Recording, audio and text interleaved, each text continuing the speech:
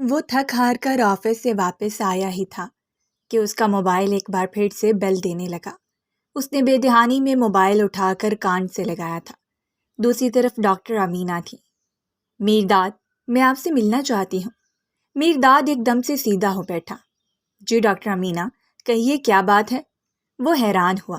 سب ٹھیک ہے نا؟ اس نے دوبارہ پوچھا۔ ہاں سب ٹھیک ہے۔ میں تم سے ایک ضروری بات کرنا چاہتی ہوں۔ تم کل میرے کلینک میں آئے تھے نا، اور کافی پریشان دکھائی دے رہے تھے۔ جو بات تم نے مجھ سے کہی تھی اس کا میں نے حل نکال لیا ہے۔ یہ سننا تھا کہ میرداد کے پیروں تلے سے زمین نکل گئی تھی، اور اس نے حیرت انگیز طور پر اپنے سامنے کھڑی اپنی بیوی کو دیکھا تھا۔ خوشی سے پھولے نہ سماتے اس نے فون پر ہاتھ رکھا اور اپنی بیوی سے کہا، لگتا ہے خدا کو ہم پر رحم آ گیا ہے۔ اس کی بیگم مسکرا بھی نہ سکی۔ ٹھیک ہے ڈاکٹر صاحب، میں آ رہا ہوں، ہم وہیں کلینک میں بیٹھ کر بات کر لیتے ہیں۔ اس کا دل زور زور سے دھڑک رہا تھا۔ آج سے پہلے میرداد نے کبھی اپنے دل کو اس قدر دھڑکتے ہوئے نہیں سنا تھا۔ تم صبر سے کام لینا، ٹھیک ہے؟ میں ابھی آ کر تمہیں ساری تفصیل بتاؤں گا، اس نے اپنی بیوی صالحہ سے کہا تھا اور اس کے ماتھے پر بوسہ دیا تھا۔ جلدی سے گاڑی کی چابیاں اٹھائیں اور اپنے گھر والوں سے نظریں بچا کر وہ اسپتال کی طرف روانہ ہو چکا تھا۔ اس وقت رات کے 9 بج رہے تھے۔ ڈاکٹر امینہ سنجیدگی سے میرداد کے سامنے بیٹھی مسکرا رہی تھی۔ تم نے کہا تھا نا کہ تمہیں کسی ایسی مجبور لڑکی سے بچہ پیدا کرنا ہے جو تمہاری ہر شرط مانے۔ میرداد کا رواں رواں سماعت بن چکا تھا۔ جی ڈاکٹر، ایسی ہی بات ہے۔ مجھے ایسی کسی مجبور لڑکی کی تلاش ہے جو میرے لیے بچہ پیدا کر سکے۔ یہ سن کر ڈاکٹر امینہ مسکرائیں۔ تمہاری تلاش ختم ہو گئی ہے اور میں نے ایسی لڑکی ڈھونڈ نکالی ہے۔ میرداد نے بے تابی سے ڈاکٹر امینہ کی طرف دیکھا تھا۔ ڈاکٹر امینہ نے اسی وقت فون اٹھایا تھا اور اپنی سیکرٹری سے کہا تھا، باہر موجود سارا کو اندر بھیجو۔ سارا، میرداد نے زیر لب اس کا نام دہرایا تھا۔ تبھی دروازہ کھلا اور سارا خوف سے کانپتے ہوئے اندر داخل ہوئی تھی۔ میرداد نے پلٹ کر دیکھا تو جیسے اپنی جگہ جم سا گیا۔ سارا کوئی عام شکل و صورت کی لڑکی ہرگز نہیں تھی، بلکہ وہ بے حد خوبصورت تھی۔ اس کی گہری آنکھیں، چمکتی ہوئی رنگت، یہ سب کچھ مقابل کو ایک لمحے کے لیے جیسے اپنی جگہ جمنے پر مجبور کر دیتی تھی۔ آئیے آئیے سارا، بیٹھیے۔ ادھر ڈاکٹر امینہ نے سارا کو بیٹھنے کا اشارہ کیا۔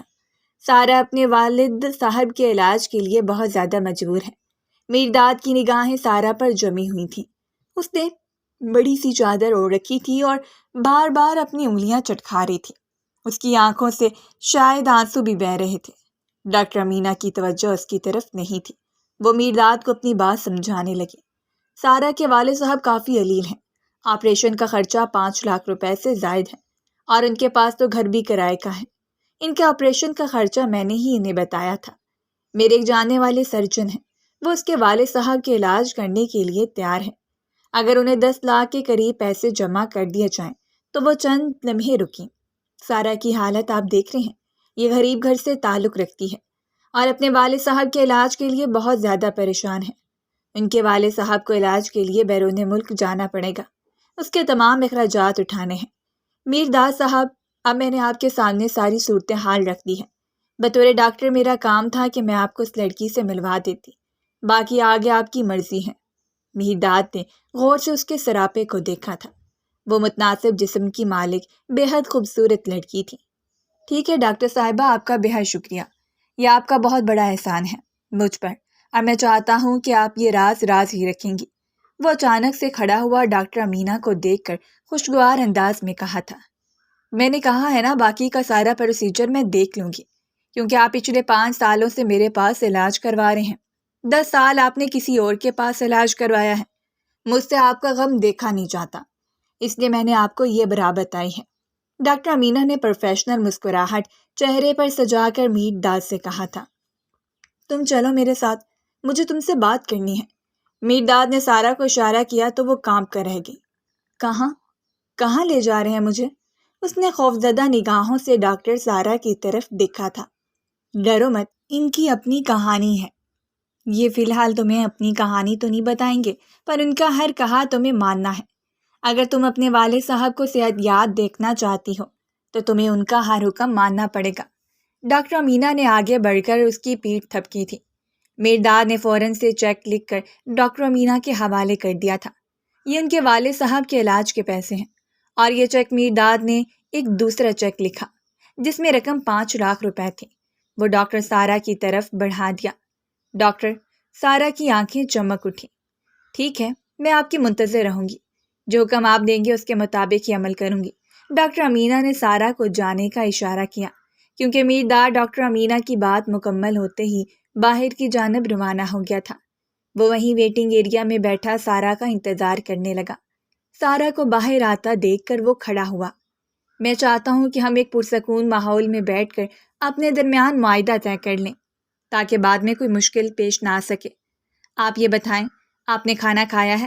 سارا جو سر جھکائے اپنے دوپٹے کو انگلیوں میں پھنسا کر کسی سوچ میں مصروف تھی، اس نے نگاہیں اٹھا کر میرداد کی طرف دیکھا تھا۔ نہیں کھایا، مختصر جواب دے کر اس نے اپنی پلکیں جھکا لی تھیں۔ ٹھیک ہے، پھر آئیے کھانا کھانے کے بعد بات کرتے ہیں۔ وہ آگے بڑھا تو وہ اس کی پیروی کرنے لگی۔ گاڑی کا فرنٹ ڈور کھول کر اس نے ڈرائیونگ سیٹ پر تشریف رکھی۔ سارا کنفیوز سی کھڑی اسے دیکھنے لگی۔ آگے آ جائیے، مجھے آپ سے چند ضروری باتیں کرنی ہیں۔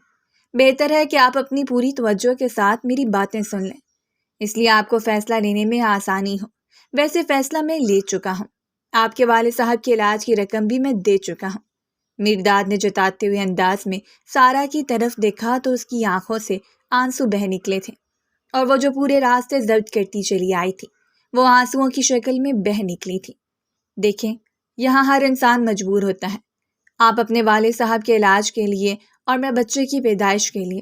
اب اس کے پیچھے کیا کہانی ہے، یہ کہانی تو میں آپ کو نہیں بتاؤں گا، لیکن آپ کو مجھے بچہ پیدا کر کے دینا ہے۔ اس نے پلٹ کر میرداد کی آنکھوں میں دیکھا تھا۔ آپ پلیز مجھ سے شادی کر لیجیے، پھر بچہ پیدا ہوتے ہی چھوڑ دیجیے گا۔ آپ مجھ سے نکاح تو کریں گے نا؟ اس کے لہجے میں ہزاروں خدشے بول رہے تھے۔ میرداد نے اپنی کنپٹی مسلی تھی۔ ظاہر ہے میں آپ سے نکاح کر کے جائز اولاد چاہتا ہوں، ناجائز اولاد نہیں، اس نے سارا کو تسلی دینے والے انداز میں کہا تھا۔ تو سارا نے ایک گہری سانس بھری تھی۔ میں آپ کو ہوٹل لے جا کر کاغذات تیار کرواؤں گا، وہاں آپ اس پر دستخط کریں گی اور پھر ہمارے درمیان باقاعدہ معاہدے کا آغاز ہو جائے گا۔ اس نے ٹھہر ٹھہر کر سارا کو بتایا تو اس کی ریڑھ کی ہڈی میں سنسناہٹ دوڑ گئی۔ آپ کو یہ معاہدہ منظور ہے؟ اس نے ایک بار پھر سے پوچھا تو سارا کی نگاہیں جھک گئیں۔ میرے پاس اس معاہدے کو قبول کرنے کے علاوہ اور کوئی چارہ نہیں ہے۔ اس کے لہجے میں درد ہی درد تھا۔ ایک لمحے کے لیے میرداد کو اپنا دل اپنے ہاتھوں پھسلتا ہوا محسوس ہوا تھا۔ ٹھیک ہے، اس نے گاڑی روک دی تھی۔ گاڑی ایک ریسٹورنٹ کے سامنے رکی تھی۔ وہ نکل کر کھانا آرڈر کر چکا تھا۔ وہ میز پر اس کے سامنے بیٹھی ابھی تک سر جھکائے ہوئے تھی۔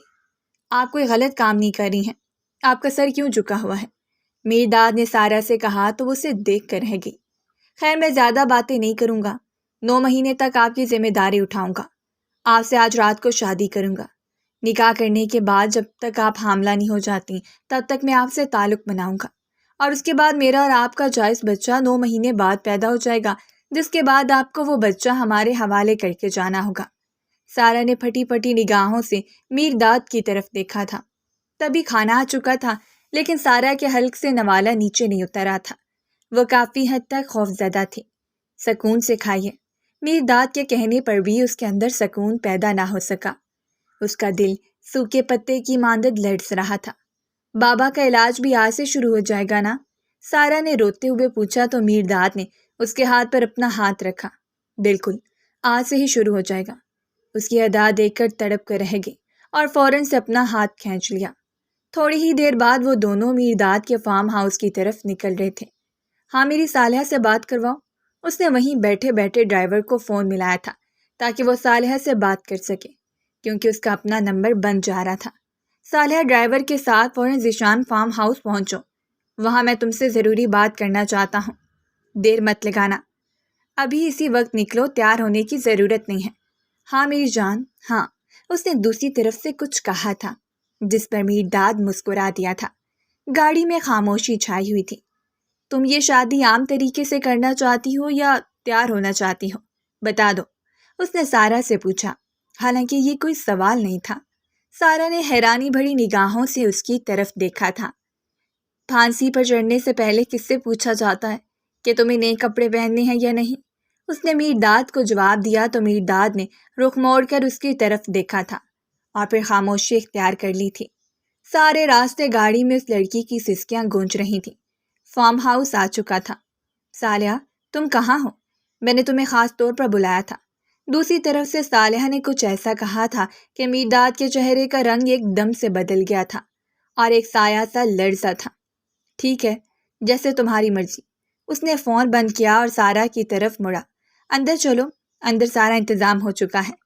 ڈرامے کرنے کی میرے سامنے ضرورت نہیں ہے۔ وہ جو کافی پرسکون سا تھا۔ صالحہ نے نہ جانے اسے ایسا کیا کہا تھا کہ وہ غصے میں دکھائی دے رہا تھا۔ سارا تڑپ کر رہ گئی اور میرداد کے پیچھے چھوٹے چھوٹے قدم اٹھاتے ہوئے واپس لوٹ گئی۔ میرداد کے اس بدلتے ہوئے مزاج کو اس نے باغور دیکھا تھا۔ کتنی محبت کرتا ہے، شاید اپنی زوجہ سے۔ اس نے فوراً سے سوچا۔ نہ جانے کیوں سارا کے دل میں خلش سی پیدا ہو گئی تھی۔ اندر پہنچتے ہی سارا کا سانس اٹکنے لگا، کیونکہ اندر نکاح خواہ پہلے سے موجود تھے اور شاید گواہان بھی۔ میرداد نے سارا کو بیٹھنے کا اشارہ کیا اور ملازم کو دوپٹہ لانے کا کہا۔ تھوڑی ہی دیر میں ملازم لال رنگ کا دوپٹہ لے آیا تو اس نے سارا کے سر پر دوپٹہ پھیلا دیا۔ تبھی نکاح خواہ ایجاب و قبول کے لیے سارا سے اجازت مانگی تھی۔ سارا نے اپنی آنکھیں کرب سے میچ لی۔ یا اللہ، یہ کیسی آزمائش! تو اپنے بندوں کو اس قدر تکلیف سے کیوں گزارتا ہے؟ وہ جیسے اللہ سے گریا اور زاری میں کھو سی گئی۔ کیا ہوا؟ تمہیں جواب دو۔ ڈرامہ کرنے کی میں نے کہا تھا نا، ضرورت نہیں ہے۔ میرداد نے اسے کندھے سے ہلا کر آنکھیں کھولنے پر مجبور کیا تو اس کی آنکھوں سے آنسو ٹپکنے لگے۔ قبول ہے، قبول ہے، قبول ہے۔ اس نے میرداد کو اپنے نکاح میں قبول کر لیا تھا۔ اور پھر آہستہ آہستہ کر کے جب فارم ہاؤس خالی ہو گیا تو میرداد اسے لے کر ایک کمرے میں آ گیا۔ آج ہماری شادی کی پہلی رات ہے اور میں چاہتا ہوں کہ تم اسے میری مرضی کے مطابق ہی گزارو، کیونکہ میں جلد از جلد تمہیں حاملہ کرنا چاہتا ہوں۔ میرا مقصد تم سے بچہ حاصل کرنا ہے۔ مجھے تمہارے جسم سے کوئی سروکار نہیں۔ تم میری بیوی ضرور ہو، لیکن تمہارے حاملہ ہوتے ہی میں تم سے کوئی تعلق نہیں رکھوں گا۔ اس نے سارا کے سر پر بجلی گرائی تھی اور سارا نے اس وقت شدت سے ایک ہی دعا کی تھی کہ وہ جلد حاملہ ہو جائے، ورنہ جو کچھ اس کے ساتھ کیا جانا تھا وہ ناقابل برداشت تھا۔ اس نے بے اختیار اپنے دل کو تھاما تھا۔ دھڑکتا ہوا دل جیسے سینہ توڑ کر باہر آنے کے لیے بےتاب تھا۔ میرداد نے سارا کے گرتے آنسو کی ذرا برابر بھی پرواہ نہ کی تھی اور اس کا دوپٹہ اتار کر پھینک دیا تھا۔ اس نے اسے بیڈ پر دھکا دینے والے انداز پر گرایا تھا اور اس پر حاوی ہونے لگا۔ سارا کی چیخ بلند ہوئی۔ ایسا مت کیجیے، ایسا کچھ بھی مت کیجیے، مجھے تھوڑا وقت دیجیے۔ میرداد کی آنکھوں میں خون اترتا ہوا دکھائی دیا۔ خبردار، میں نے 15 لاکھ روپے تمہارے اوپر اس لیے نہیں لگائے کہ میں تمہاری یہ چیخ چیخ برداشت کروں۔ دھان پان سی 18 سالہ سارا کی قیامت قائم ہوتی دکھائی دی تھی۔ اس نے حامی تو بھر لی تھی، لیکن یہ سب کچھ انتہائی مشکل تھا۔ سارا کی آنکھوں میں خوف اور دکھ کی گہری جھلک تھی۔ اس نے ایک گہرا سانس لیا تھا اور پھر خود کو میرداد کے حوالے کر دیا تھا۔ میں تمہاری پرواہ نہیں کروں گا، کیونکہ میں یہ سب بچے کی خاطر کر رہا ہوں اور تم صرف پیسے کی خاطر۔ اس لیے بغیر چوں چراغ کیے مجھے وہ سب کچھ کرنے دو جس سے مجھے میرا مقصد حاصل ہوگا۔ اس نے یہ کہتے ہوئے سارا کو اپنی باہوں میں دبوچ لیا تھا اور پھر اس سے اپنا پورا حق وصول کیا تھا۔ سارا درد کی شدت سے بلبلا اٹھی تھی۔ اپنا مقصد حاصل کرتے ہی وہ اسے ایک دم سے الگ ہوا تھا۔ یاد رکھو اس بات کو کہ جب تک تم حاملہ نہیں ہوگی تمہیں روز اس اذیت سے گزرنا پڑے گا۔ اس نے انگلی اٹھا کر سارا کو خبردار کیا تھا۔ وہ نم آنکھوں سے اسے دیکھ کر رہ گئی۔ ٹھیک ہے، اس نے بس اتنا ہی کہا اور اپنا ہاتھ سمیٹ کر میرداد کے حکم پر کمرے سے باہر نکل گئی تھی۔ میرداد وہیں صوفے پر ڈھہ جانے والے انداز میں بیٹھ گیا تھا۔ اس کا دل بے حد خفا تھا۔ اس کی آنکھوں میں آنسوؤں کی نمی چمکی۔ کاش میں اتنا بدقسمت نہ ہوتا، اس نے دہائی دی، حالانکہ دنیا کا خوش قسمت ترین انسان تھا جس نے اپنی محبت کو پا لیا اور اسے اپنی زندگی کا حصہ بنایا۔ لیکن بیک وقت وہ ایک بدقسمت انسان بھی تھا جس کی شادی کے 16 سال بعد بھی کوئی اولاد نہیں ہو سکی۔ میرداد کو اسی بات کا غم کھایا جا رہا تھا۔ اسے صالحہ کی اداسی دیکھی نہیں جاتی اور پھر گھر والوں نے اسے ایک ایسی مصیبت سے دوچار کیا تھا کہ وہ یہ انتہائی قدم اٹھانے کو مجبور ہو گیا، اور نہ اس قدم کا پہلا دن تھا جو اس پر بہت بھاری گزرا تھا۔ وہ ایک ایسا مرد تھا جس نے کبھی صالحہ کے علاوہ کسی کو نگاہیں اٹھا کر دیکھا تک نہ تھا، اور آج وہ صالحہ کے علاوہ کسی اور کو اپنے بستر کی زینت بنا چکا تھا۔ یہ اس کے لیے ایک انتہائی دکھی کر دینے والی رات تھی جسے اسے بہرحال جیسے تیسے کر کے گزارنی ہی تھی۔ وہ اپنی زندگی کے اس بھیانک دن کو یاد کرنے لگا جس نے اس کی زندگی میں تباہی مچائی تھی، ورنہ وہ اپنی صالحہ کے ساتھ ایک پرفیکٹ لائف گزار رہا تھا۔ اس کی آنکھوں کے سامنے ماضی کا وہ منظر گھومنے لگا جس کی بنا پر اسے یہ انتہائی قدم اٹھانا پڑا تھا۔ اب وہ اندر ہی اندر پچھتا رہا تھا، لیکن یہ سب کچھ کرنا انتہائی ضروری بھی تھا۔ 1 مہینہ پہلے آج اتوار کا دن تھا اور وہ صالحہ کے ساتھ باہر لنچ کا پروگرام بنا رہا تھا۔ تبھی اس کے دروازے پر دستک ہوئی۔ کون ہے؟ اسے عجیب سا احساس ہوا۔ اسے صالحہ اور اپنے بیچ کسی کی مداخلت بالکل ہی برداشت نہیں ہوتی تھی۔ دروازہ کھول کر دیکھا تو ملازمہ کھڑی تھی۔ کیا ہوا؟ دوبارہ سے سوال کیا۔ بی جان آپ کو نیچے بلا رہی ہیں۔ دا جان بھی آپ سے کچھ کہنا چاہتے ہیں۔ ملازمہ نے اسے پیغام پہنچایا تو اس نے بیچارگی کی نگاہ صالحہ پر ڈالی تھی جو تیار ہو چکی تھی۔ تم یہیں ٹھہرو، میں ابھی آتا ہوں۔ کافی دنوں سے صالحہ اداس تھی اور وہ اپنے آفس کے کاموں میں مصروف تھا۔ اسے احساس ہو رہا تھا کہ وجہ کیا ہے، اس لیے اس نے آج باہر جانے کا پروگرام بنایا تھا۔ وہ تیزی سے سیڑھیاں اتر کر جیسے ہی نیچے لاؤنج میں پہنچا تو اسے اپنی آنکھوں پر یقین بھی نہ آیا۔ سامنے اس کی پھپھو جان موجود تھی جو اسے دیکھ کر وارے نیارے جانے لگی۔ ارے میرداد بیٹا، کبھی ہمارا بھی حال پوچھ لیا کرو، بوڑھی ہو گئی ہے، تم ملنے تک نہیں آتے، میں نے سوچا میں ہی تم سے ملنے آ جاؤں۔ پھپھو جان نے شکوہ کیا۔ میرداد نے ایک نظر بی جان پر ڈالی تھی۔ آج نہ جانے کیوں پھپھو کو دیکھ کر ان کے چہرے پر ذرا برابر بھی ناگواری نہیں چھائی تھی۔ یہ معجزہ کیسے ہو گیا؟ اس نے دل ہی دل میں سوچا اور مسکراتے ہوئے ان کے سامنے اپنے سر کو جھکایا۔ پھپھو جان نے محبت اور شفقت سے اس کے سر پر اپنا ہاتھ رکھا۔ مانا کہ بہت زیادہ پیسے والے ہو گئے ہو، لیکن غریب رشتہ داروں کو بھی پوچھ لیا کرو۔ یہ پھپھو جان کی عادت تھی، اس لیے اس نے مسکرا کر اس طنز کو برداشت کر لیا تھا۔ صالحہ کہاں ہے؟ نظر نہیں آ رہی۔ ویسے بھی مجھے دیکھ کر تو وہ چپ سی جاتی ہے جیسے اس کی کوئی چوری پکڑی گئی ہو۔ میرداد کی مٹھیاں بھیج گئی تھیں۔ وہ صالحہ سے بے حد محبت کرتا تھا۔ اپنی ذات پر تو سب کچھ برداشت کر لیتا، لیکن صالحہ پر برداشت نہیں کر سکتا تھا۔ پھپھو جان، اصل میں ہمارا باہر جانے کا پروگرام تھا، وہ تیار ہو رہی ہے، میں اسے بلا کر آتا ہوں۔ جیسے ہی جانے لگا تو پھپھو جان نے اسے ہاتھ پکڑ کر دوبارہ کھینچ کر اپنے پاس بٹھا لیا۔ سب جانتی ہوں بیٹا، تمہاری آنکھوں کی ویرانی مجھ سے چھپی نہیں ہے، اس میں صاف اور واضح طور پر اولاد کی کمی لکھی ہوئی ہے۔ تم اپنی پھپھو سے نہ چھپاؤ۔ انہوں نے ایک سرد آہ بھر کر میرداد کے زخموں کو ادھیڑ دیا تھا۔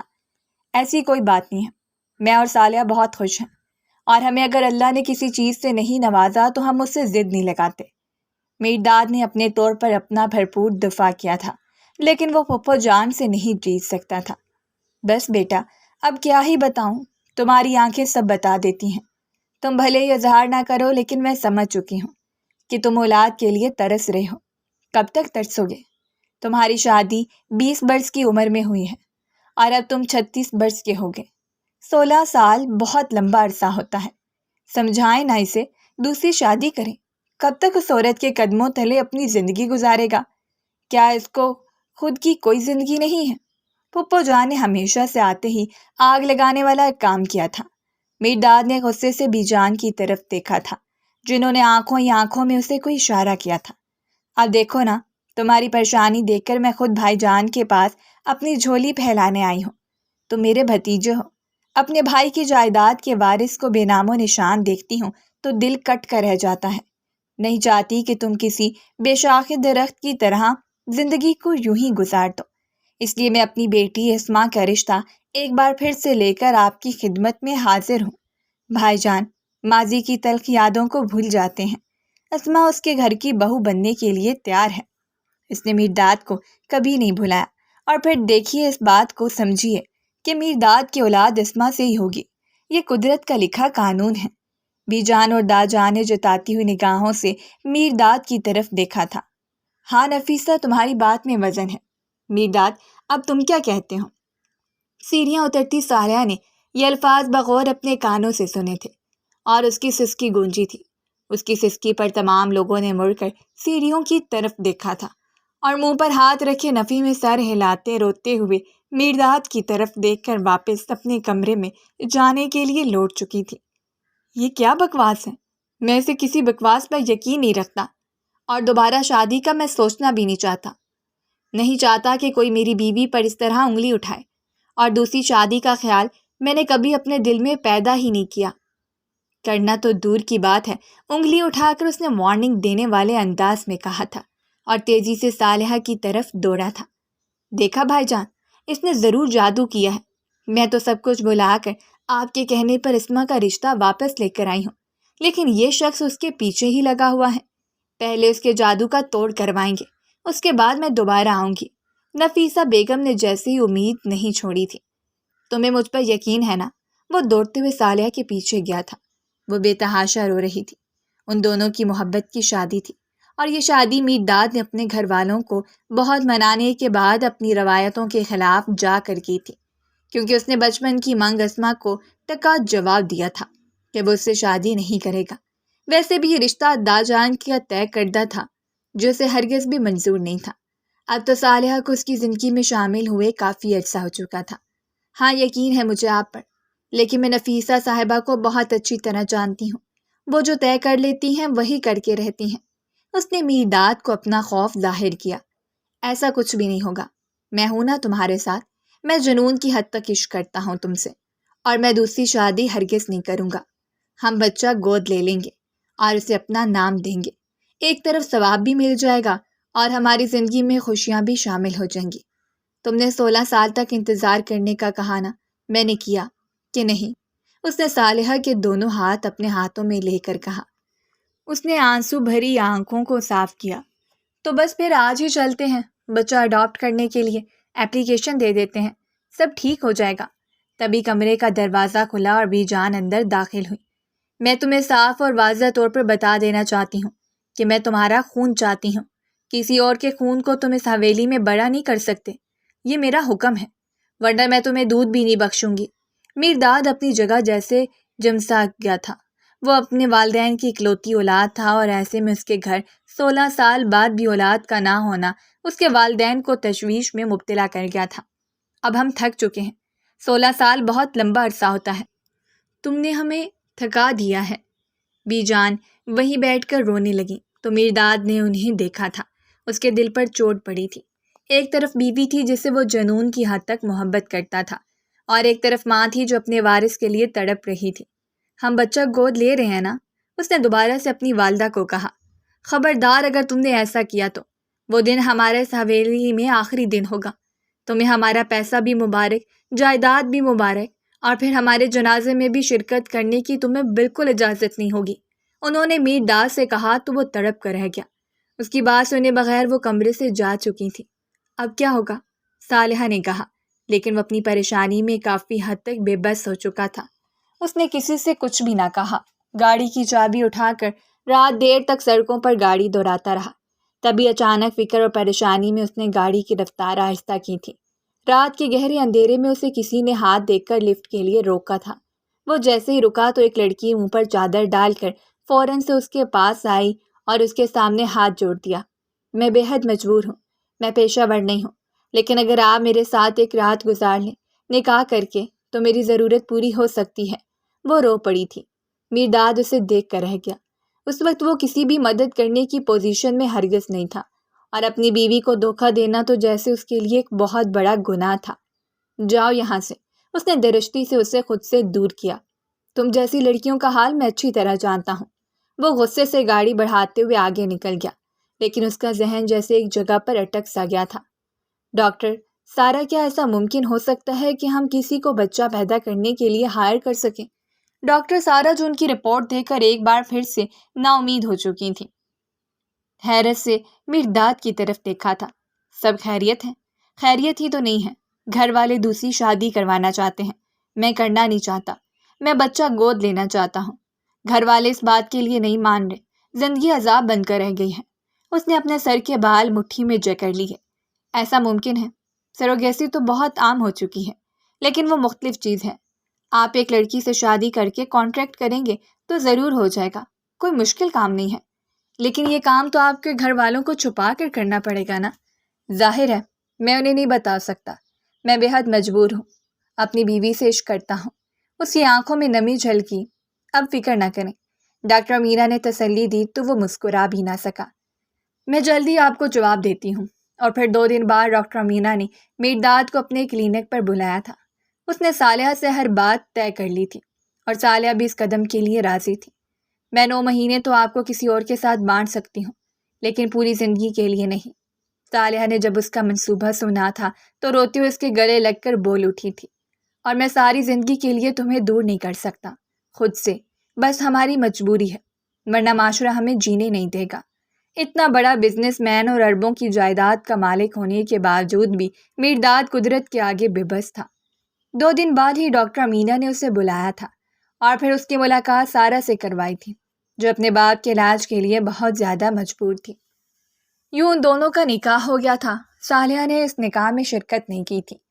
میں آپ کو اپنے سامنے کسی اور کے ہوتے ہوئے چاہے چند مہینے ہی صحیح بالکل نہیں دیکھ سکتی، نہ میں ایسی لڑکی کی شکل دیکھنا چاہتی ہوں۔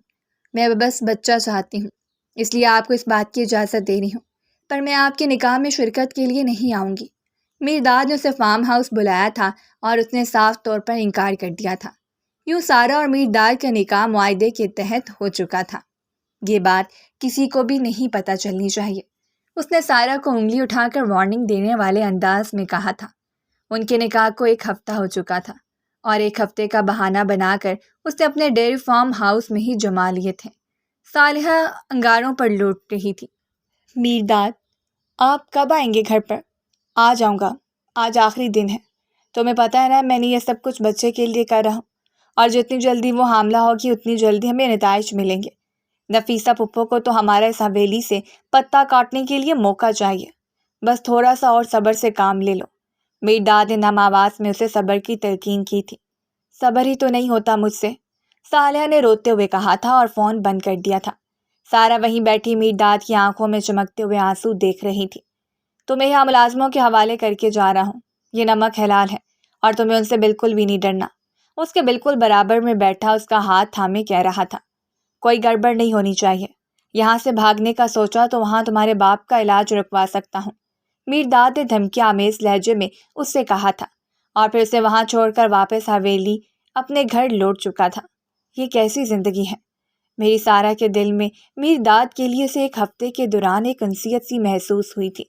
اس نے ہر طرح سے سارہ کا خیال رکھا تھا، اور پھر یہ حقیقت جان لیوا تھی کہ وہ سارہ کو صرف اپنے مقصد کے حصول کے لیے استعمال کر رہا ہے۔ محبت تو وہ اب بھی صالحہ سے ہی کرتا ہے، اور یوں میرداد کی شادی کو 1 مہینہ گزر گیا تھا۔ وہ ہفتے میں 1 بار سارہ سے ملنے ضرور جاتا تھا تاکہ اسے خوشخبری مل سکے، اور شادی کے 1 مہینے بعد ہی جب ملازم نے اسے فون پر یہ خبر سنائی کہ سارہ بے ہوش ہو گئی ہے تو وہ الٹے قدموں اس کے پاس جا پہنچا۔ ڈاکٹر امینا کو اس نے فارم ہاؤس میں ہی بلوا لیا تھا۔ بہت مبارک ہو، سارہ امید سے ہے۔ یہ سنتے ہی وہ سجدے میں گر گیا۔ یا اللہ، تو مجھ پر اتنا مہربان ہو سکتا ہے، میں نے کبھی نہیں سوچا تھا۔ اس کی آنکھوں سے بے تحاشا آنسو بہہ رہے تھے۔ ڈاکٹر امینا، آپ جلد از جلد صالحہ کے نام کی رپورٹ بنا کر مجھے دے دیں۔ وہ فوراً سے حویلی پہنچا تھا اور صالحہ کے گلے لگ کر رو پڑا تھا۔ خدا نے ہماری سن لی ہے، صالحہ تم ماں بننے والی ہو۔ صالحہ نے پھٹی پھٹی نگاہوں سے اس کی طرف دیکھا تھا۔ میں ماں بننے والی ہوں؟ اسے اپنے کہے پر حیرت ہوئی تھی۔ ہاں، تم میرے بچے کی ماں بننے والی ہو، اب تمہیں کوئی بے اولادی کا طعنہ نہیں دے گا۔ ڈاکٹر امینا سے کہہ کر میں نے رپورٹ بنوا لی ہے، وہ تھوڑی دیر میں مجھے رپورٹ ملازم کے ہاتھوں بھجوا دیں گی۔ اپنے کمرے میں ٹہلتے ہوئے اس نے ملازم کا انتظار کیا تھا، تبھی علی اسے رپورٹ ہاتھ میں تھما کر گیا تھا۔ رپورٹ میں واضح طور پر لکھا ہوا تھا کہ صالحہ امید سے ہے۔ صالحہ کی آنکھوں میں موجود 16 سالہ انتظار ختم ہوا تھا۔ چلو آؤ، میرے ساتھ آؤ، شان سے فخر سے سر اٹھا کر میرے ساتھ چلو۔ آج میں نفیسہ پھپھو کو شکست خوردہ دیکھنا چاہتا ہوں۔ وہ جان گیا تھا کہ اس 1 مہینے میں نفیسہ پھپھو نے اس کی بیوی صالحہ کو بہت درد دیا تھا۔ بی جان کہاں ہیں آپ؟ وہ تیزی سے سیڑھیاں اتر کے بی جان کے پاس پہنچا۔ وہ وہاں بیٹھی اخبار پڑھ رہی تھی۔ کیا ہو گیا؟ وہ اس سے ناراض تھی، اس لیے ان کا انداز عجیب سا تھا۔ بہت بڑی خوشخبری ہے میرے پاس، لیکن آپ مسکرائیں تو بتاؤں گا۔ میرداد کی آنکھوں میں چمک دیکھ کر انہوں نے بھی بے اختیار صالحہ کو دیکھا تھا، جو زیر لب مسکرا رہی تھی۔ کیا خوشخبری ہے؟ میرداد نے اسی وقت رپورٹ نکال کر بی جان کی طرف لہرائی۔ یہ صالحہ کی رپورٹ ہے، 16 سال بعد بالآخر ہم ماں باپ بننے والے ہیں۔ یہ سننا تھا کہ بی جان کے ہاتھ کانپے تھے۔ اور انہوں نے ڈبڈبائی ہوئی نظروں سے پہلے میرداد اور پھر صالحہ کی طرف دیکھا تھا۔ کیا یہ سچ ہے؟ مجھے تو یقین نہیں آ رہا۔ انہوں نے صالحہ کے لیے اپنی باہیں پھیلا دی تھیں اور اپنے دل سے تمام نفرت کو ختم کر دیا تھا، کیونکہ اسے واقعی میں اولاد کی خاطر ہی قبول کر چکی تھیں۔ بہت مبارک ہو، میں ابھی صدقہ دے کر آتی ہوں۔ صالحہ، تمہیں اپنا بہت خیال رکھنا ہے۔ وہ جیسے ہی اٹھ کر جانے لگی تو میرداد کی نگاہ نفیسہ پھپھو پر پڑی تھی، جن کے چہرے کا رنگ ہی اڑ گیا تھا۔ تم کیا سمجھتے ہو؟ یہ ڈرامے کر کے تم اپنی ماں کا دل جیت لو گے؟ اگلے ہی پل اس کے لبوں سے مسکراہٹ غائب ہو گئی۔ اپنا یہ کھیل کسی اور کے سامنے جا کر کھیلنا۔ اچھی طرح جانتی ہوں یہ بانجھ ہے اور بانجھ ہی رہے گی، تو اسے بچہ کیسا ہو سکتا ہے؟ میرداد نے غصے سے نفیسہ پھپھو کی طرف دیکھا تھا اور پھر اپنے ہاتھ میں موجود رپورٹ اٹھا کر ان کے ہاتھ پر رکھ دی تھی۔ اگر یقین نہیں آتا تو جا کر ڈاکٹر سے پوچھ لیں، میری بیوی سچ میں ماں بننے والی ہے۔ دراصل اب آپ اپنا بوریا بستر اٹھا کر یہاں سے واپس لوٹ جائیں، کیونکہ اسما کی دال ایک بار پھر سے یہاں نہیں گلنے والی۔ میرداد نے آثار لحاظ بالائے طاق رکھ دیے تھے، کیونکہ انہوں نے ان دونوں کو بہت تکلیف دی تھی۔ میں دیکھتی ہوں تمہارا بچہ اس دنیا میں آتا بھی ہے یا نہیں۔ میرداد نے پھٹی پھٹی نگاہوں سے ان کی طرف دیکھا تھا۔ کچھ تو خدا کا خوف کریں، کسی کی خوشی میں خوش ہونا سیکھ جائیں۔ اس نے صالحہ کو اشارہ کیا تھا اور وہ دونوں مٹھائیاں تقسیم کرنے کے لیے حویلی سے باہر نکل چکے تھے۔ نفیسہ پھپھو تل ملا کر رہ گئی اور اگلے ہی دن وہ اپنا بستر سمیٹ کر اس حویلی کو ہمیشہ ہمیشہ کے لیے خیر بات کہہ چکی تھیں۔ تمہیں اپنا بہت خیال رکھنا ہے، سمجھی تم؟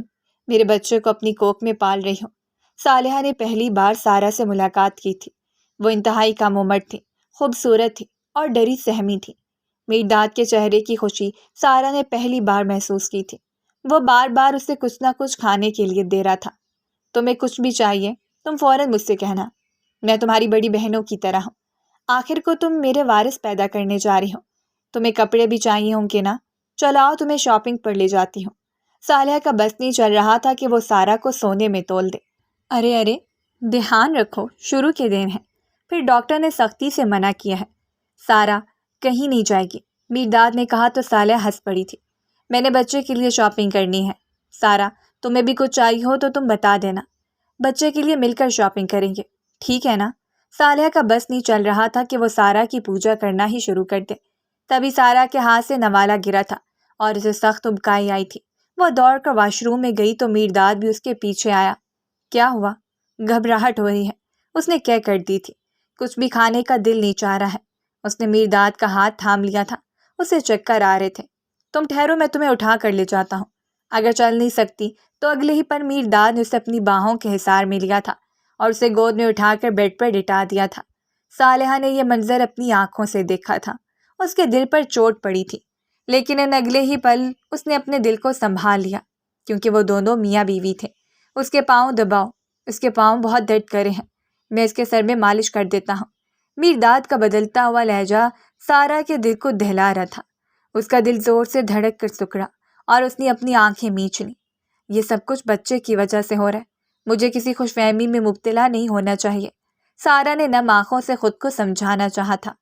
پریگننٹ ہونا اور پھر 9 مہینے اسے پیٹ میں پالنا یہ کوئی بچوں کا کھیل نہیں تھا۔ وہ دونوں اس کی خوب خاطر تواضع کر رہے تھے۔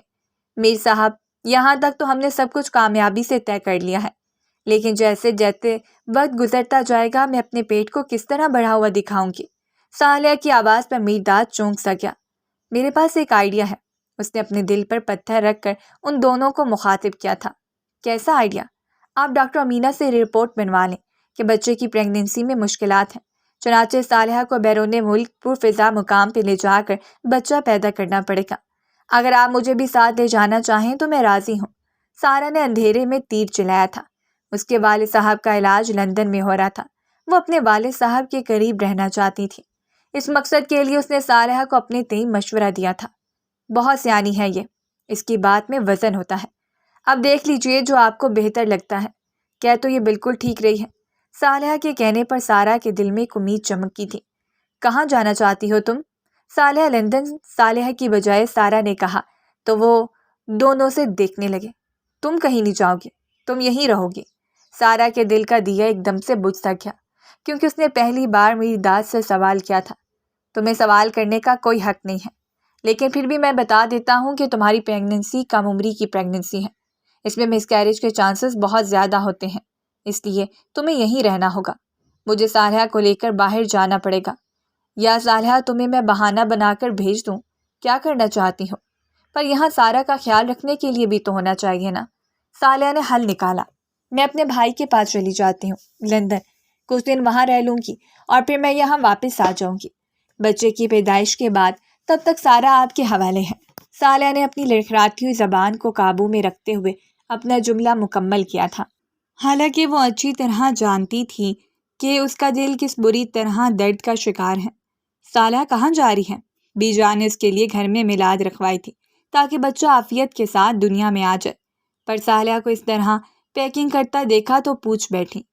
میں یہ بھی بات کسی کو بتانا نہیں چاہتا تھا، صالحہ کی پریگننسی میں بہت زیادہ پیچیدگیاں ہیں، اس لیے میں اسے اس کے بھائی کے پاس بھیج رہا ہوں، وہ 9 مہینے وہیں رہے گی۔ میں نے وہاں اس کے لیے ایک نرس ہائر کر لی ہے جو پورے 9 مہینے اس کا وہاں خیال رکھے گی۔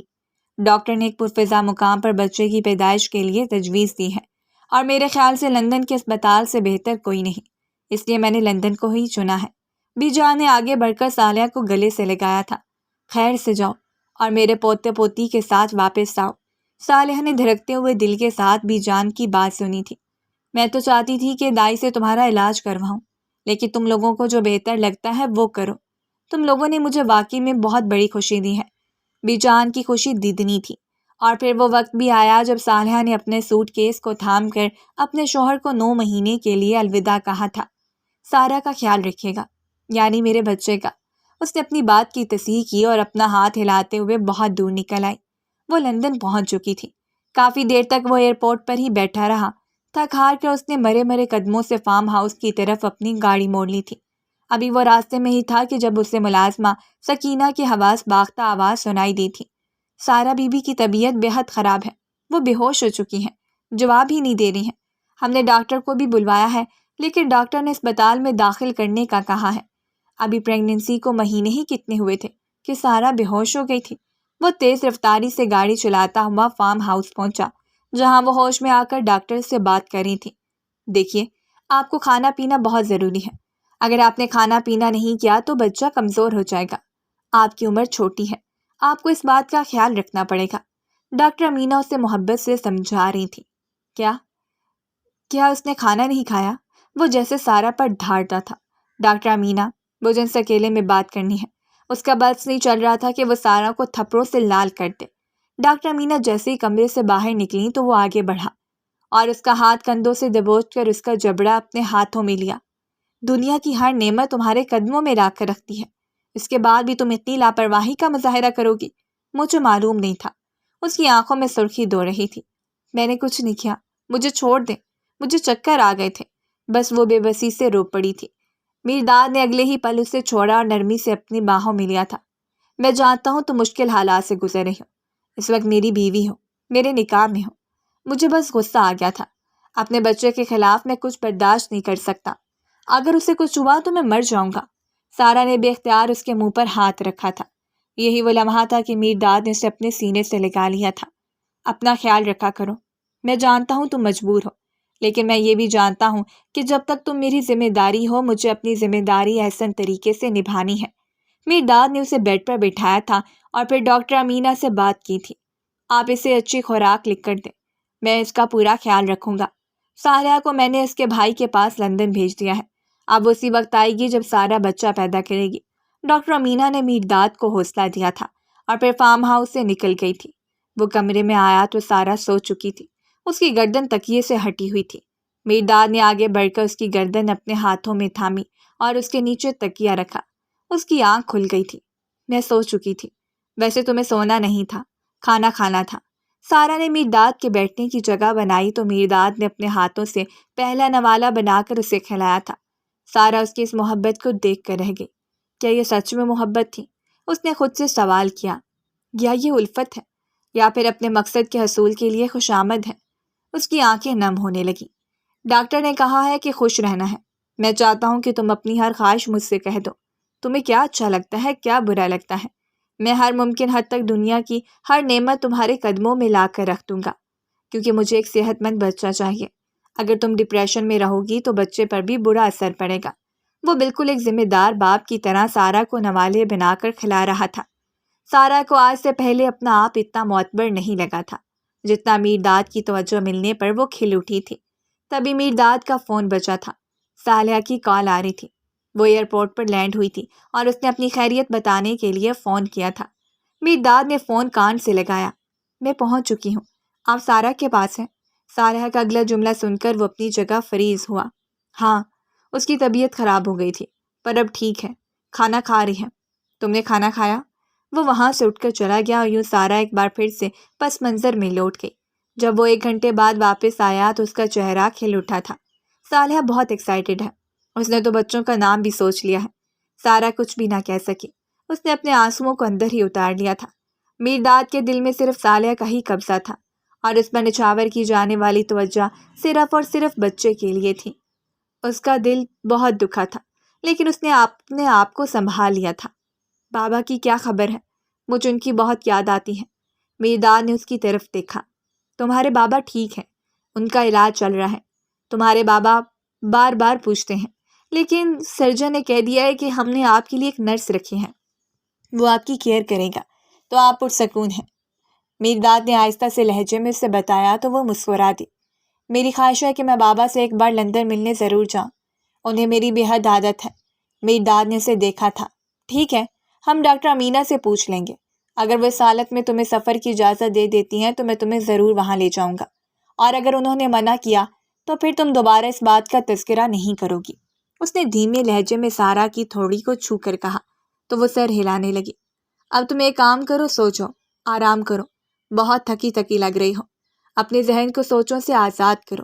میں دوسرے کمرے میں موجود ہوں، کسی بھی چیز کی ضرورت ہو تو مجھے فون کر دینا، بلکہ دروازہ کھلا رکھو، میں دوسرے کمرے سے تمہیں دیکھتا رہوں گا۔ اس نے سارا کو بیڈ پر لیٹنے کا اشارہ کیا اور کمرے کی لائٹ بند کر کے وہاں سے نکل گیا۔ میرے شوہر ہیں، پھر مجھ سے دور کیوں جا رہے ہیں؟ سارا کو شاید میرداد سے محبت ہو چکی تھی، اس لیے اس نے افسردگی سے کہا تھا، پھر سر جھٹک کر سونے کی کوشش کرنے لگی۔ میرداد اسی طرح اس کا خیال رکھا کرتا۔ اس نے خود کو فارم ہاؤس میں جیسے قید کر لیا تھا۔ سارا کے ناشتے سے لے کر رات کے کھانے تک اس نے ہر چیز کی ذمہ داری خود لے لی تھی۔ بچہ ماشاءاللہ بہت صحت مند ہے، یہ آپ کی محنت کا نتیجہ ہے۔ مجھے لگ رہا ہے کہ سارا امید سے نہیں ہے بلکہ آپ امید سے ہیں، ڈاکٹر نے تبصرہ کیا تھا۔ میرداد کی اپنے بچے سے محبت دیکھ کر سارا ہنس پڑی تھی۔ صالحہ کا فون بھی اکثر آتا رہتا۔ سارا جیسے جیسے پیدائش کے قریب ہوتی جا رہی تھی اس کے اندر گھبراہٹ کا عنصر نمایاں تھا۔ آپ کو گھبرانا نہیں ہے، ڈاکٹر مینا سے آخری چیک اپ کے لیے اسپتال لے آئی تھی، اسے درد ذر کی شکایت ہوئی تھی۔ صالحہ بھی فون پر ساری صورتحال سے آگاہ تھی۔ میرداد نے ملازمہ کو ساتھ لیا، اس کے ایک ہاتھ میں فون تھا۔ صالحہ سارا منظر دیکھ رہی تھی۔ میرداد سارا کی پیٹھ سے لا کر اسے حوصلہ دینے کی کوشش کر رہا تھا۔ تمہیں حوصلہ کرنا پڑے گا، بس تھوڑا سا درد اور بچہ تمہارے ہاتھوں میں ہوگا۔ صالحہ، میں ٹھیک کہہ رہا ہوں نا؟ صالحہ تو جیسے اپنی جگہ جم سی گئی تھی۔ میرداد اور سارا میں بڑھتی نزدیکیاں دیکھ کر اسے اپنا خالی خالی سا محسوس ہوا تھا۔ پورا ایک دن وہ تکلیف میں مبتلا رہی۔ میرداد بھی تھک ہار کر حویلی واپس لوٹ گیا تھا اور صالحہ نے بھی فون بند کر دیا تھا۔ ڈاکٹر امینہ نے بتایا تھا کہ ابھی پیدائش میں کافی وقت ہے، لیکن میں رات کے 2:30 بجے اس نے خوبصورت اور گل گوتھنے سے بیٹے کو جنم دیا تھا۔ کیس سینئر نرس نے کروایا تھا۔ یہ میرا بیٹا ہے، میں اسے کسی کے حوالے نہیں کروں گی۔ اپنے بیٹے کو اپنی آغوش میں لیتے ہی وہ رو پڑی تھی۔ ممتا کے احساس نے ہر چیز پر پانی پھیر دیا تھا۔ میرداد اور صالحہ، آپ نے مجھے استعمال کیا ہے، میں آپ کو اس کے لیے کبھی معاف نہیں کروں گی۔ اس کے والد صاحب کا علاج ہو چکا تھا، اس لیے اس نے یہ قدم اٹھایا اور وہاں موجود ملازمہ کو حویلی خبر پہنچانے کے لیے کہا تھا۔ اس کا موبائل اس نے چھپا لیا تھا اور یہ ملازمہ جیسے ہی وہاں سے غائب ہوئی، سینئر نرس کو چند پیسے دے کر اس نے ہسپتال سے بھاگ جانے کی ٹھان لی تھی۔ وہ فرار ہو گئی تھی۔ ملازمہ کے ساتھ حویلی سے واپس آتے ہوئے میرداد نے سب کو یہی کہا تھا کہ صالحہ ماں بن چکی ہیں اور بیٹا پیدا ہوا ہے۔ وہ سیدھا دوڑ کر اسپتال پہنچا تھا، لیکن وہاں سارا کو نہ پا کر وہ اپنی جگہ ساکت رہ گیا تھا۔ نہیں نہیں، ایسا نہیں ہو سکتا، میری بیوی کہاں ہے، میرا بچہ کہاں ہے؟ وہ وہیں زمین پر بیٹھ گیا اور اپنا سر پیٹنے لگا۔ 16 سال اس نے جس خوشی کا انتظار کیا تھا وہ خوشی اس سے روٹھ گئی تھی۔ مجھے لگتا ہے بی بی صاحبہ نے چال چلی ہے، وہ بچے کو لے کر فرار ہو گئی ہیں۔ ملازمہ نے ہمت کر کے میرداد سے کہا تو وہ پھٹی پھٹی نگاہوں سے اس کی طرف دیکھے گیا۔ صالحہ کا مسلسل فون آ رہا تھا۔ اس نے مرے مرے ہاتھوں سے فون ریسیو کیا۔ کیا ہوا؟ میرا بیٹا تو مجھے دکھاؤ، کیسا ہے؟ کب ہوا؟ سارا ٹھیک ہے؟ ایک دم ایک ساتھ بہت سارے سوالات سن کر میرداد رو پڑا تھا۔ سب ختم ہو گیا۔ صالحہ وہ بچے کو لے کر جا چکی ہے۔ صالحہ کے سر پر آسمان گرا تھا۔ وہ ایسا نہیں کر سکتی، وہ ایسا کیسے کر سکتی ہے؟ ہم اسے ڈھونڈ لیں گے، ہم اسے منا لیں گے۔ میں اگلی فلائٹ سے آ رہی ہوں واپس۔ صالحہ نے ہچکیوں سے روتے ہوئے فون بند کر دیا تھا اور پھر اگلی فلائٹ سے ہی وہ پاکستان کے لیے نکل چکی تھی۔ ایئرپورٹ پر اس نے میرداد کے سینے پر سر رکھ دیا تھا۔ سارا کہاں چلی گئی؟ میرا بچہ کہاں لے کر چلی گئی؟ وہ صالحہ رو پڑی تھی۔ ہم اسے ہر جگہ ڈھونڈیں گے، ہم اسے ریلوے اسٹیشن پر ڈھونڈنے نکلیں گے۔ وہ مل جائے گی نا؟ وہ ضرور ملے گی۔ میرداد نے صالحہ کی طرف دیکھا تھا۔ میں نے ہر جگہ پتہ کروا لیا ہے، وہ کہیں بھی نہیں ہے۔ وہ دونوں خالی ہاتھ حویلی کی طرف جانے لگے۔ سارا کو لاپتہ ہوئے پورا ایک دن گزر چکا تھا اور صالحہ اور میرداد کا غم جیسے ختم ہونے کا نام نہیں لے رہا تھا۔ حویلی کے قریب گاڑی جھٹکے سے رکی تو انہیں احساس ہوا کہ کوئی ان کی گاڑی کے پاس کھڑا انہیں اشارہ دے رہا ہے۔ کون ہے یہ؟ صالحہ نے اپنی دھندلی آنکھوں کو صاف کیا تو سامنے سارا کھڑی تھی۔ میرداد یہ تو سارا ہے۔ وہ فوراً سے باہر نکلے اور اس نے سارا کی گود میں موجود ننھے سے وجود کو اپنے سینے سے لگایا تھا۔ سارا رو پڑی تھی۔ مجھے معاف کر دے، میرے دل میں بچے کی محبت نے اپنے ڈیرے جما لیے تھے، میں بہت شرمندہ ہوں۔ میرداد نے اس کی طرف دیکھا تھا۔ تم یہاں سے جا سکتی ہو۔ اس کا لہجہ سپاٹ سا تھا۔ صالحہ بچے کو دیوانہ وار چوم رہی تھی۔ وہ دونوں سر اٹھا کر اپنے خدا کا شکر ادا کرتے حویلی کی جانب روانہ ہو چکے تھے۔ سارا خالی ہاتھ رہ گئی تھی۔ میرداد کو سارے عرصے میں یہ بھی یاد نہ رہا کہ وہ سارا کو طلاق ہی دے دے۔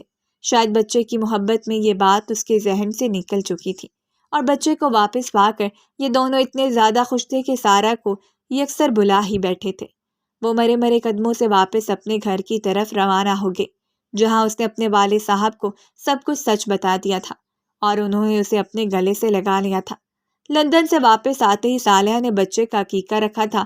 تمام لوگ بچے کو دیکھنے کے لیے حویلی میں موجود تھے۔ خوشیوں کا سماں تھا، لیکن یہ لوگ نہیں جانتے تھے کہ یہ خوشیاں جلد ماتم میں بدلنے والی ہیں۔ جب سیڑھیوں سے اترتی صالحہ کا پیر پھسلا تھا اور وہ اوندھے منہ جا گری تھی۔ میرداد نے بچے کو تھام کر اسے بھی تھامنے کی کوشش کی تھی، لیکن صالحہ کا ہاتھ اس سے چھوٹ گیا تھا۔ وہ لمبی سیڑھیوں سے گر کر آخر تک آئی تھی۔ اس کے سر پر گہری چوٹ لگی تھی۔ اسی وقت اسے خون کی الٹی ہوئی تھی۔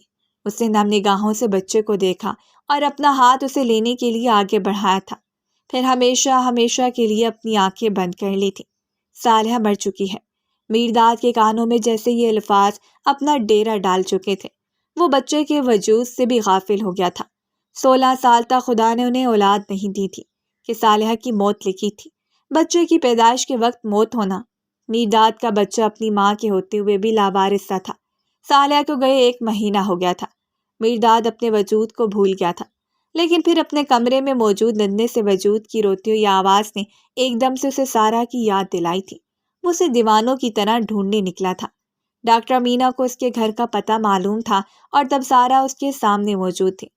تمہیں طلاق نہ دینا قدرت کی طرف سے ایک اشارہ تھا۔ وہ سر جھکائے اپنے بیٹے کو اس کی گود میں ڈالے کہہ رہا تھا۔ سارا کی ممتا کو ٹھنڈک پہنچی تھی۔ وہ صالحہ کی تلاش میں تھے۔ میں صالحہ باجی کا شکریہ ادا کرنا چاہتی ہوں کہ وہ بچے کو مجھ سے ملوانے لے آئیں۔ میرداد مسکرا بھی نہ سکا۔ صالحہ نے ایک بہت بڑا احسان کیا ہے تمہاری ذات پر۔ وہ میری زندگی کی کہانی سے نکل چکی ہیں اور ہمیشہ ہمیشہ کے لیے تمہاری جگہ بنا گئی ہے۔ میرداد رو پڑا تھا۔ کیا مطلب ہے؟ وہ ایک دم سے اپنی جگہ سے کھڑی ہوئی۔ اذان کی روتی ہوئی آواز نے بھی اسے غافل نہ کیا تھا۔ تمہارا بچہ تمہارے پاس ہی آ گیا۔ اب میں تمہیں لینے آیا ہوں۔ میرے بچے کو ماں کی ضرورت ہے۔ اب تم ہی سے سنبھال سکتی ہو۔ سارا زاروں کے تار رو پڑی تھی۔ صالحہ نے جس طرح بڑا دل کر کے اسے بچہ پیدا کروایا تھا، وہ یہ بات کبھی نہیں بھول سکتی تھی۔ چلو میرے ساتھ، میں تمہیں لینے آیا ہوں، اس نے سارا سے کہا تھا۔ اذان نے رونا بند کر دیا تھا۔ ماں کی ممتا کی آغوش ملتے ہی وہ وہیں سارا کی گود میں سو چکا تھا۔ کیا تم میرے ساتھ میرے گھر چلو گی؟ اپنے بچے کی تربیت کرو گی؟ اسے پال پوس کر میرے لیے بڑا کرو گی؟ وہ سر جھکائے آنکھوں میں نمی لیے روتے ہوئے سارا سے پوچھ رہا تھا۔ سارا نے کافی دیر بعد ہاں میں سر ہلایا تھا اور یوں اذان کی قدرت نے اس کی ماں سے ملا دیا تھا۔ صرف ایک ہفتے کے دوران ہی وہ اپنے بیٹے سے مل کر اسے حویلی میں پال پوس رہی تھی، لیکن اسے صالحہ کی موت کا بہت زیادہ افسوس تھا۔ 5 سال بعد۔ یا اللہ پاک، میری بڑی ماں کو اپنی جنت کے باغوں میں رکھنا۔ سارا اور ویردت صالحہ کی قبر پر موجود تھے۔ انہوں نے اذان کے دل میں اپنی بڑی ماں کی محبت ضرور ڈالی تھی، اور آج وہ اپنے ننھے ننھے ہاتھوں کو اٹھا کر اپنے رب سے اپنی بڑی ماں کے لیے جنت کا باغ مانگ رہا تھا۔ اذان بیٹا چلو، آ جاؤ، سارا نے اپنی بہن باہیں پھیلا کر اس سے کہا تھا۔ میرداد نے سارا کو اپنی باہوں کے حصار میں لیا تھا۔ اذان اس کی گود میں چڑھ چکا تھا، اور وہ دونوں صالحہ کی قبر پر فاتحہ پڑھ کر دوبارہ حویلی واپس لوٹ گئے تھے۔ ان دونوں نے ایک دوسرے کو مکمل کر دیا تھا، اور اب سارا ایک بار پھر سے امید سے تھی۔ ان کی فیملی مکمل ہونے والی تھی۔ میرداد نے سارا کو اپنی بیوی مان کر اسے حویلی میں جگہ دے دی تھی، تاکہ اس کا بیٹا اسی کے زیر سایہ پروان چڑھ سکے۔ زندگی حسین ہو گئی تھی، لیکن صالحہ کی کمی انہیں محسوس ہوتی تھی، پر وہ ان کی اچھی یادوں میں محفوظ تھی۔